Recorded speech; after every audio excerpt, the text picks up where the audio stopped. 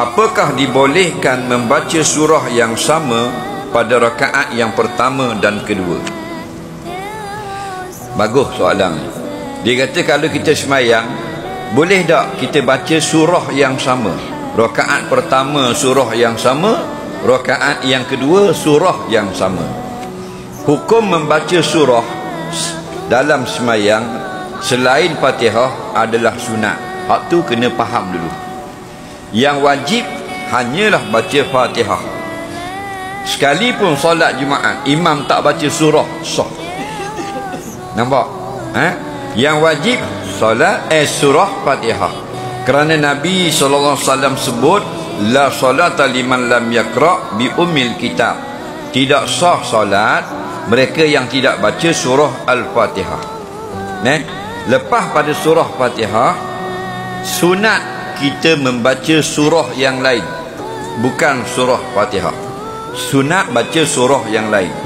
Jadi kalau dalam Quran ada 114 surah, kita sudah baca satu surah Fatihah yang wajib, ada berapa lagi baki?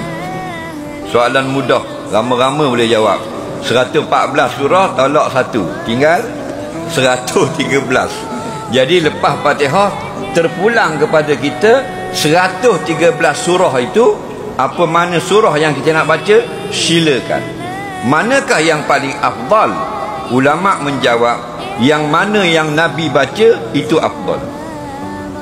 Tapi kalau Nabi tak baca, dalam hadis tak ada datang Nabi baca surah itu, kita baca harus.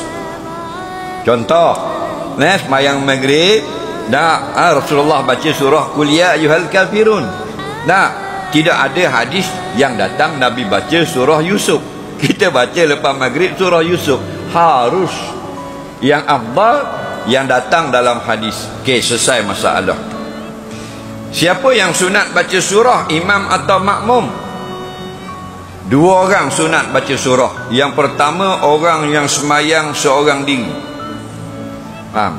Yang kedua, imam.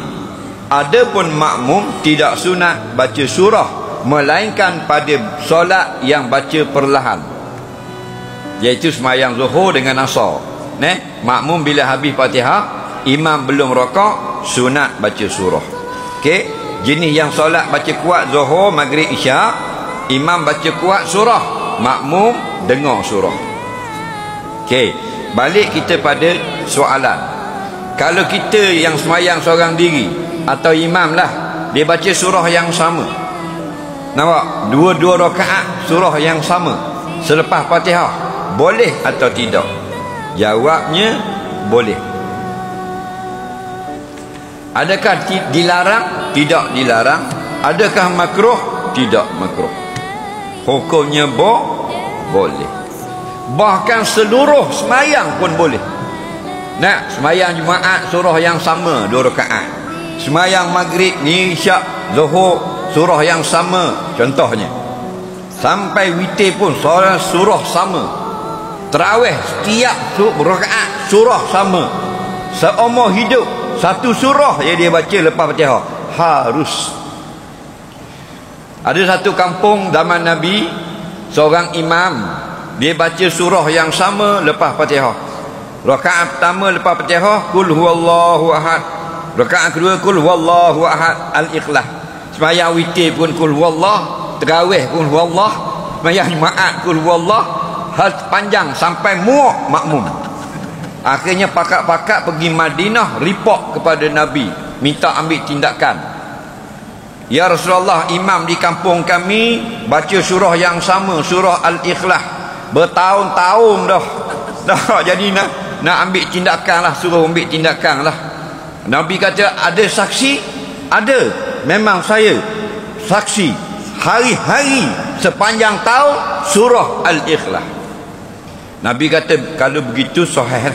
Balik beritahu imam itu, nanti surah Al-Ikhlas akan pimpin dia masuk syurga. Jadi balik ramai-ramai tak jadi apa komplain. Jadi ulama pun fatwa, Al-Imam Nawawi fatwa harus. Okey, dia suka surah tu. Dari makmum komplain, makmum memang tugas dia komplain. Nampak? Dia bagian tukang komplain. Suruh dia ke depan, baru dia kencing atas sejadah tu.